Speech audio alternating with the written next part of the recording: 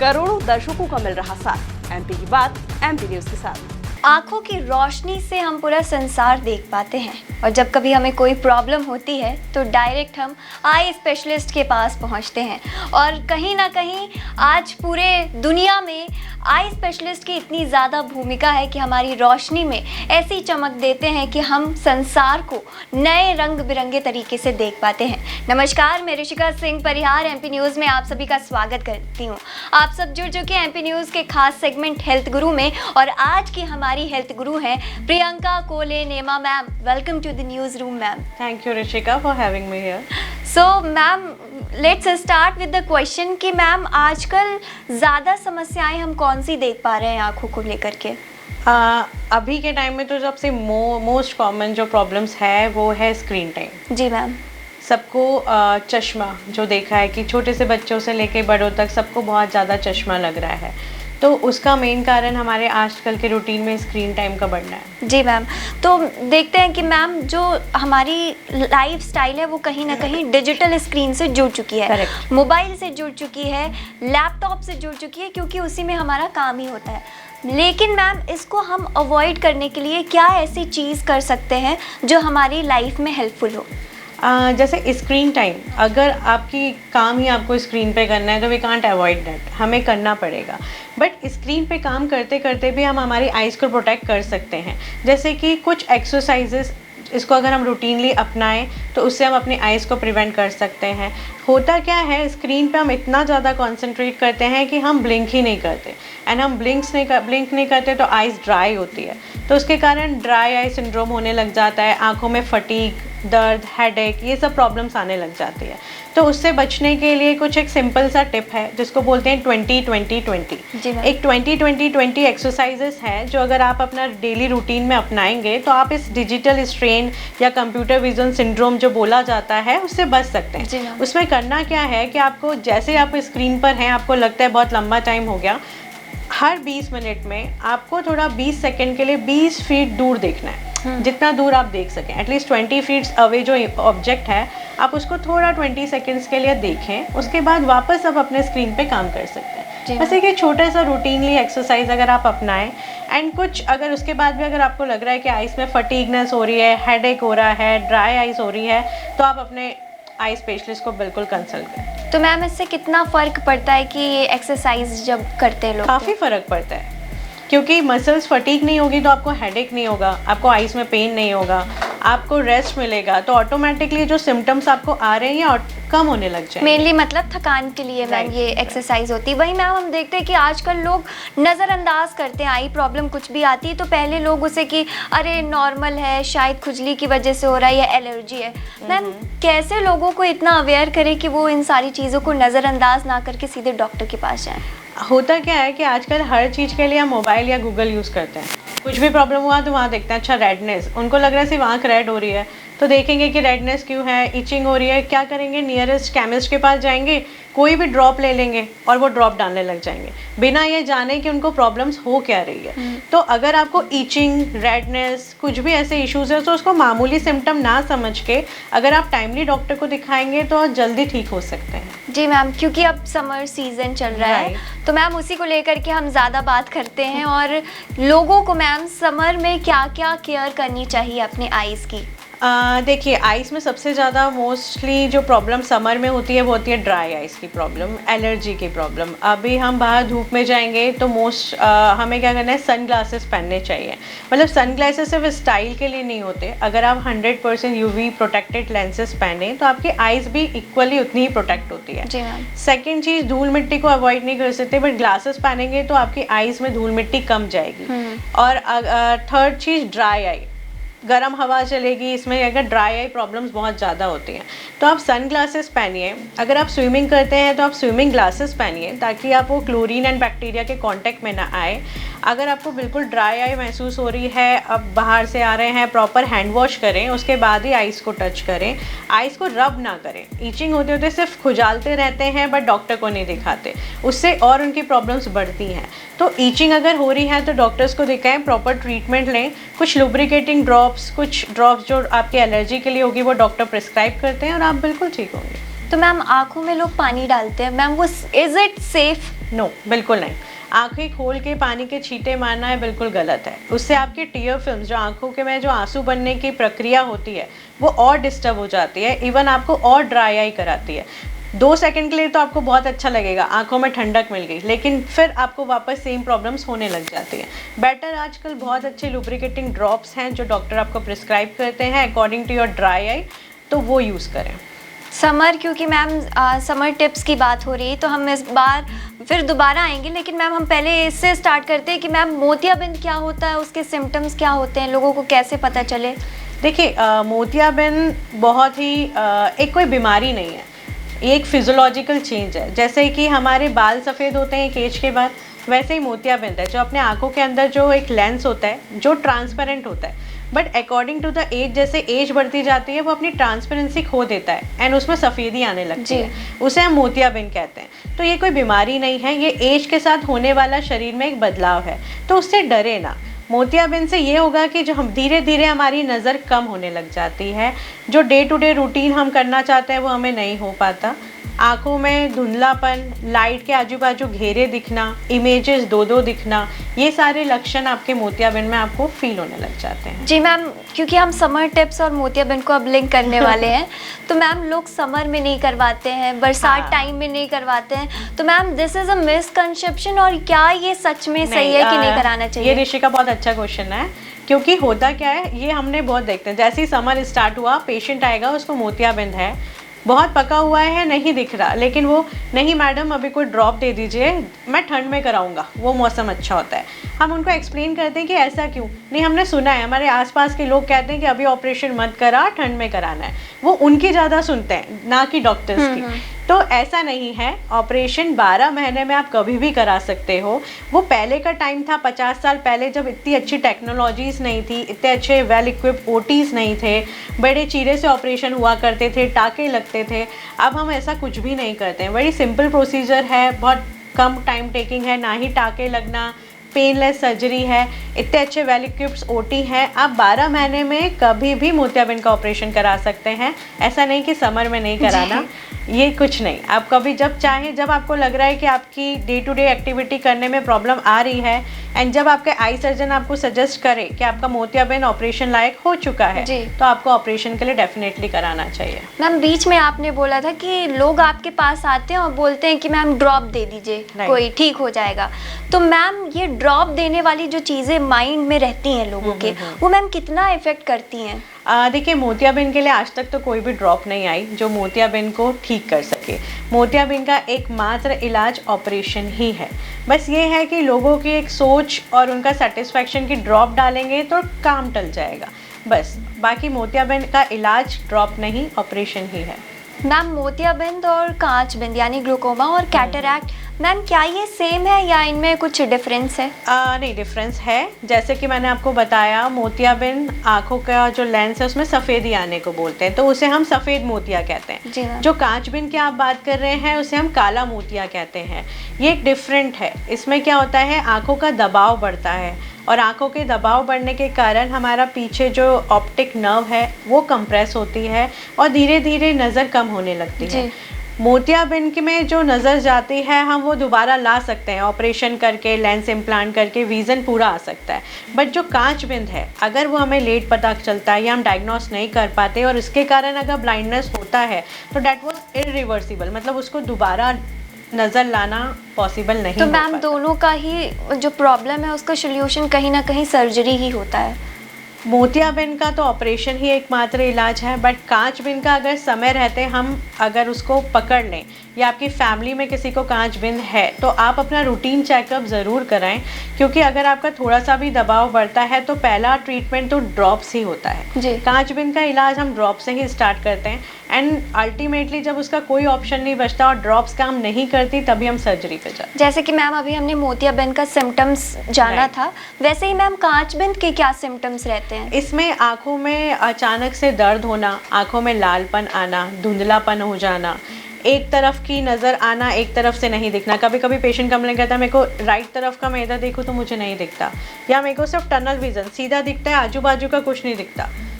तो ये सारे सिम्टम हैं कि अगर मतलब आपके पीछे जो पर्दे में ऑप्टिक नर्व में चेंजेस आ चुके हैं, आपका विजुअल फील्ड में प्रॉब्लम आ चुकी है, जिसके कारण अब आपको वो दिखना बंद हो चुका है, जी तो मैम। ये सारे लक्षण आपके कांचबीन के होते हैं। और मैम फिर जब सर्जरी हो जाती है तो लोगों के मन में लाइफ जो उसकी स्पैन है लेंसेज की, उसको लेकर के बहुत ज़्यादा मिसकंसेप्शन रहते हैं। Right. वो मैम क्या है वो बताइए। देखिए, लेंसेज की बात करें तो सबसे पहले तो क्वेश्चन ये होता है कि मैम आप कौन सा लेंस डालेंगे। तो लेंसेज 3 टाइप के होते हैं, एक होता है मोनोफोकल, एक होता है इडॉफ और एक होता है मल्टीफोकल या ट्राईफोकल। मोनोफोकल जिसमें दूर की नज़र तो साफ हो जाएगी, लेकिन नज़दीक लिखने पढ़ने के लिए आपको चश्मा पहनना पड़ेगा।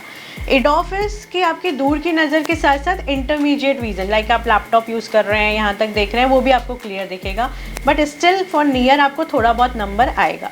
एक जो मल्टीफोकल ट्राईफोकल आपने सुना होगा, जो आपको एक्सप्लेन करते हैं ऐसा, उसमें ये होता है कि दूर की नज़र, बीच की नज़र एंड पास की नज़र जी। तीनों क्लियर होती है और इन तीनों के लिए आपको चश्मे की नीड नहीं होती। अब रही बात कि उसकी एक्सपायरी, तो कोई भी लेंस आप इम्प्लांट करें उससे की कोई एक्सपायरी नहीं होती। एक बार अगर लेंस इम्प्लांट हुआ तो वो लाइफ लॉन्ग के लिए रहता है। ऐसा नहीं कि 10 साल में एक्सपायर हो जाएगा तो हमें we can't change it again. एक बार आपने डलवाया तो वो आपका लाइफ लॉन्ग रहता है, तो वो नहीं तो मैम जैसे हम देखते हैं कि ज़्यादा आंखों की समस्या में अगर हम बुजुर्ग में देखें तो ये वाली चीज़ें आती हैं। राइट मैम ऐसी अगर कुछ चीज़ छूट रही है तो आप उसे बताना चाहें तो बताइए, नहीं तो फिर हम बच्चों में बढ़ते हैं। मोतियाबिंद की बात करें तो एक तो हो गया सनाइल कैटरेक्ट, जो हमने बोला कि 50 के अबव एज रिलेटेड लोगों में होता है, बट ऐसा नहीं है। मोतियाबिंद बच्चों में कभी कभी कंजेनाइटल भी होता है, बाय बर्थ भी बच्चों में मोतियाबिंद मिलता है, किसी चोट के कारण, ट्रॉमा के कारण भी मोतियाबिंद हो जाता है, बट इन सब का इलाज भी कैटरेक्ट ही है। जी मैम। तो वो ही करना और टाइमली कराना चाहिए। ऐसा नहीं कि आप उसको टालते जाएं, और पहले के टाइम में बोलते थे अभी मोतिया पका नहीं है, पकने दीजिए तब ऑपरेशन कराएंगे। वो पक्का कच्चा कुछ नहीं। जब ऐसा लगता है कि आपका मोतियाबिंद है और डॉक्टर कहते हैं वो करने लायक है, तो आपको डेफिनेटली पकने का वेट नहीं करना चाहिए, ऑपरेशन तुरंत में कराना चाहिए, तो 100% रिजल्ट आपको मिलता है। मैम मुझे लगता है कि कोविड के बाद से ज़्यादा बच्चों की जो मतलब स्क्रीन टाइम है वो बढ़ गई है, क्योंकि बच्चों को बाहर खेलने नहीं दिया जाता था, वो स्क्रीन में उन्हें ऑक्यूपाइड रखा जाता था। कहीं ना कहीं मैम हम ये बढ़ते रेट्स देख रहे हैं आई इफ़ेक्ट में, कि उन बच्चों की आंखों में भी जोर पड़ रहा है और जो उनके पेरेंट्स हैं वो उसको समझ नहीं पाते। तो मैम इसकी अवेयरनेस अभी कितनी होनी चाहिए लोगों में? ये पॉइंट जो है इसमें ऐसा है कि बच्चों को स्क्रीन टाइम बहुत बढ़ गया है। अभी तो आउटडोर एक्टिविटी करना चाहिए, बट बच्चे तब भी अवॉइड करते हैं, क्योंकि उनको आदत हो गई कि इंडोर हम वीडियो गेम्स खेल रहे हैं, हम मोबाइल्स कर रहे हैं, अननेसेसरली टाइम नहीं हुआ तो रील्स, बच्चे भी रील्स देख रहे हैं, क्योंकि उसमें कोई रिस्ट्रिक्शंस नहीं है। तो इसमें बच्चों को पावर आ रहा है, बट वो बता नहीं पाते आपको कैसे। वो टीवी देखेंगे तो वो आगे जाएंगे, एकदम टीवी के पास आके देखने लगेंगे, बहुत ज़्यादा आँखों को मलेंगे, ब्लिंक करेंगे, तो आप समझ जाइए कि कुछ ना कुछ प्रॉब्लम है। आंखें मलेंगे टीवी या मोबाइल देखते हुए। हम लोग जैसे स्क्रीन कैम्प्स करते हैं, स्कूल्स में करते हैं, अगर मैंने 50 स्टूडेंट्स देखा तो उसमें से 20 को रिफ्रैक्टिव एरर आता ही आता है, और वो पहचान में भी नहीं आता। ना टीचर को पता है, ना ही पेरेंट्स को पता है कि बच्चे को चश्मा है। पता कैसे चलता है? जब हम टेस्ट करते हैं तो बच्चा पढ़ नहीं पाता, या मोस्ट ऑफ द टाइम तो ये होता है कि स्कूल से पेरेंट्स को पता चलता है कि आपके बच्चे को ब्लैक बोर्ड पे नहीं दिख रहा, उसको हमको आगे बुलाना पड़ता है, तब वो पढ़ के जवाब दे पाते हैं। इसलिए उनके मार्क्स भी कम हो रहे होते हैं, और बहुत तो पेरेंट्स को लग रहा है पढ़ नहीं रहा है, बट एक्चुअल में उसको दिख ही नहीं रहा है, वो इतना कॉन्सेंट्रेट कर ही नहीं पा रहा, तो वो स्क्रीन पे ही नहीं देख पा रहा, तो उसको प्रॉब्लम होती है। फिर वो जब आते हैं तो देखते हैं कि रिफ्रैक्टिव एरर्स, चश्मा आ रहा है, वो पहनना चाहिए। मैम आंखों की प्रॉब्लम को भी लेकर के जो पेरेंट्स रहते हैं वो छोटे बच्चों को चश्मा नहीं लगवाते कि इनको शायद आदत हो जाएगी। तो मैम ये आदत वाला मिसकंसेप्शन, और क्या चश्मा एक बार लगने के बाद हट सकता है? देखिए, चश्मा ना पहनाना ये आप अपने बच्चों के साथ एक क्राइम कर रहे हैं, एक टाइप का। बच्चों को अगर चश्मा है तो आपको उसको टाइमली चश्मा पहनाना पड़ेगा। चश्मा पहनने की कोई आदत नहीं होती, और ऐसा नहीं है कि चश्मा उतरेगा नहीं या नंबर बढ़ता जाएगा। अगर आप चश्मा पहनाएंगे ही नहीं तो डेफिनेटली उसका नंबर चेंज होगा, उसकी जो आइज़ है वो लेज़ी होती जाएगी, जिसको हम एम्ब्लायोपिया कहते हैं। आँखों में तिरछापन होने लग जाएगा, क्योंकि आइज़ को फोकस ही नहीं पड़ पाएगा इमेज को, तो वो आँख अपना काम करना ही बंद कर देगी, तो वो लेज़ी होने के कारण तिरछी होने लगेगी। फिर अगर आप चाहें कि आप चश्मा दे दो, तो हम कितना भी चश्मे की कोशिश करें तब भी नज़र ठीक नहीं होती। तो अगर बच्चों को टाइमली जैसे डायग्नोज हो जाए वैसे ही अगर चश्मा पहना दिया जाए तो उनके आगे प्रोग्रेशन जो है, नंबर बढ़ने के चांसेस कम हो जाते हैं, और फिर हम जी मैम। अच्छी डाइट और सबके साथ उनका कम भी कर सकते हैं। मैम डाइट आपने बोल दिया है, तो अब हेल्दी डाइट को ही लेकर के चलते हैं कि क्या ऐसी हेल्दी डाइट होनी चाहिए जिससे हमारी आई प्रॉब्लम कम हो सके। अच्छी ग्रीन लीफी वेजिटेबल्स खाइए, vitamin C, vitamin D rich food खाइए, आप अपना सैलेड पोर्शन लीजिए खाने में। इन सब चीज़ों का अगर आप अपनाते हैं और स्मोकिंग ना करें जो स्मोकिंग करते हैं, तो ये सब चीज़ों से आप अपने आइज़ को काफ़ी अच्छे हेल्दी रख सकते हैं। एंटीऑक्सीडेंट्स डाइट्स लीजिए, ओमेगा 3 रिच फूड्स खाइए, ये आपके आइज़ को बहुत अच्छा एक हेल्दी प्रोटेक्शन देता है। मैम ओमेगा 3 आपने बोला, तो मैम उसमें कौन कौन सी चीज़ें आती हैं जिसके हम लेके और उसकी डिफिशियंसी कम कर सकते हैं। ओमेगा 3 के बहुत सारे रहते हैं, लाइक वेज नॉन वेज सब चीज़ों में आपको ओमेगा 3 मिलेगा, बट आप यही जैसे मैंने बताया कि ग्रीन लीफी वेजिटेबल्स लीजिए, विटामिन सी रिच फूड्स लीजिए, इन सब में आपको। मैम रोज़मर्रा की ज़िंदगी में कहीं ना कहीं हम कुछ भूल कर रहे होते हैं और हमें नहीं मालूम पड़ पाता है कि हम क्या गलती कर रहे हैं। वैसे ही मैम आज की लाइफस्टाइल में क्या हम एक भूल कर रहे हैं जो हमारी आई प्रॉब्लम को और बढ़ा रहा है। देखिए, सबसे पहला तो आइज़ को इग्नोर करना। अगर हमें हेडेक बहुत लंबे टाइम तक है, आई एक है, लेकिन हम डॉक्टर के पास नहीं जा रहे, हम नॉर्मली सोचते हैं कि कोई बात नहीं, नींद पूरी नहीं हो रही, शायद इसलिए हेडेक हो रहा होगा। रूटीन आजकल लाइफस्टाइल इतनी है कि हमारा सोने का समय अलग है, उठने का समय सही नहीं है, स्क्रीन पे फुल टाइम है, रेस्ट नहीं हो रहा ना आइज़ को ना बॉडी को। तो अगर आपको आइज़ में ज़रा भी ऐसा लगता है कि हेडेक हो रहा है, आई एक हो रहा है, तो नॉर्मल पेन किलर खा के ठीक होने से बजाय आप एक बार टाइमली अपना आई टेस्ट ज़रूर कराएं। जी मैम। क्योंकि हो सकता है आपकी आइज़ वीक हो रही है, इसलिए स्ट्रेन पड़ने के कारण आपको हेडेक हो रहा है। मतलब हेडेक के 17 कारण हो सकते हैं, उसमें से एक कारण आँख है। जी तो मैम। आँखों को इग्नोर ना करें। मैम आप आई सर्जन हैं, आई स्पेशलिस्ट हैं, तो आपने वो पूरी एक लाइफ देखी होगी कि कैसे मॉडर्नाइजेशन हुआ, कैसे एडवांसमेंट इन टेक्नोलॉजी आया है। तो मैम ये अभी कितना ज़्यादा हमें एडवांटेज दे रहा है और क्या क्या मैम इसके डिसएडवांटेज है, और साथ ही क्या आगे इसमें हो सकता है। और देखिए, एडवांसमेंट की बात करें तो आजकल बहुत ज़्यादा एडवांसमेंट है, वो है डायग्नोस्टिक इमेजिंग में। पहले जो बीमारी हम पकड़ नहीं पाते थे उसमें बहुत समय लगता था। आजकल इतनी अच्छी टेक्नोलॉजी, इतने अच्छे डायग्नोस्टिक इमेजिंग सिस्टम्स आ गए हैं जिससे हम टाइमली रहते अर्ली डिसीज़ को डायग्नोस कर सकते हैं और उसका इलाज टाइमली स्टार्ट कर सकते हैं। तो वो जो परमानेंट विजुअल इम्पेयरमेंट टाइप का जो प्रॉब्लम होती थी कि नज़र गई, ब्लाइंडनेस आया, उससे हम बच सकते हैं। तो ओसीटी या फिर पर्दे की बीमारियाँ, जो रेटिना की प्रॉब्लम्स आपने सुनी होगी, तो ये सबको भी हम टाइमली डायग्नोस कर पाते हैं। जी मैम। तो बहुत अच्छे से हम उसको ट्रीट कर सकते हैं। वैसे तो मैम आप बहुत लोग को रोशनी देती ही हैं, लेकिन कोई आपका ऐसा केस जो आपसे बहुत ज़्यादा इमोशनल है, जो आप बताना चाहें कि आपके करियर में आपने उसे रोशनी दी और आपको बहुत अच्छा महसूस हुआ। ऐसे तो हम डेली मोतियाबिंद के ऑपरेशन करते हैं, लेकिन हाँ, एक किस्सा ज़रूर है।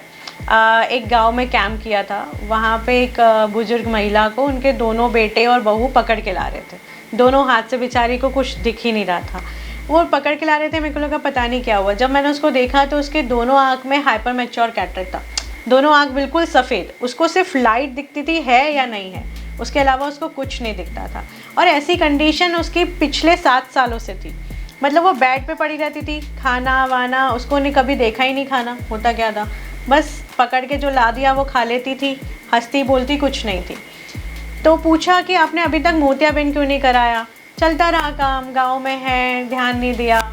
तो जब मैंने उसकी एक आई ऑपरेट करी और उसका जब हमने देखा, उसकी पट्टी खुली और उसने देखा, तो उसकी जो चेहरे पे स्माइल थी वो मैं आज तक नहीं भूल पाती। पहली बार उसने अपनी बहू को देखा था। जी मैम। तो अभी तक उसने सिर्फ आवाज़ सुनी थी, मतलब उसकी शादी में भी उसने बहू का चेहरा नहीं देखा था, आवाज़ से वो पहचानती थी मेरी बहू है। तो जब उसकी बहू ने उससे पूछा कि माँ जी, और वो उसका चेहरा फर्स्ट टाइम उसने देखा और जो स्माइल करी, तो वो बहुत, मतलब वो एक जो मोमेंट है वो आपके अब पूरे लाइफ में कैप्चर। और फिर जब वो फॉलो अप पे आई तो वो इसका चेहरा भी खिला हुआ, क्योंकि बोले अब मैं खाना देख पाती हूँ तो खाना खाने का मन होता है, परिवार के साथ हूँ, पोता पोती के साथ हूँ तो खुश रहती हूँ। मतलब उसकी पूरी लाइफ ही बदल गई।